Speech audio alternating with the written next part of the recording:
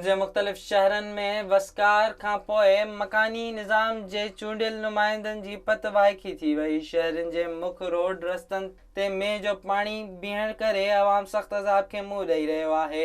ॾेरकी ऐं आसपास जे इलाइक़नि में तूफ़ानी बरसात तबाही मचाए छॾी। हर पासे पाणी बीहण करे अवाम परेशान थी वियो। प्राइमरी स्कूल ऐं प्रेस क्लब चौक वटि चेल जेॾो पाणी बीहजी वियो, जॾहिं त सनीमा रोड ते ॿेड़ियूं हलाए माण्हुनि खे मुख़्तलिफ़ इलाइक़नि में पहुचायो वियो। होॾां खोड़ा में पब्लिक हेल्थ खाते जी नाअहली सबबि निकाल निज़ाम दुरुस्त न हुअण करे मींहं जो पाणी दुकाननि में काहे पियो। मुख़्तलिफ़ बाज़ारुनि ऐं मेन स्टॉप ते केतिरा ई कलाक गुज़रण बावजूदि पाणी निकाल न थियण करे तलाउ जो ॾेख ॾियण लॻो। जरवार में बि तूफ़ानी बरसात खां पोइ किनो पाणी रोडनि रस्तनि ते बीहजी वियो, जंहिं सबबि शहरी ज़िंदगी मफ़लूज थी वई। विज़िट कयो अवामी आवाज़ मीडिया ग्रुप जी वेबसाइट awamiawaz.pk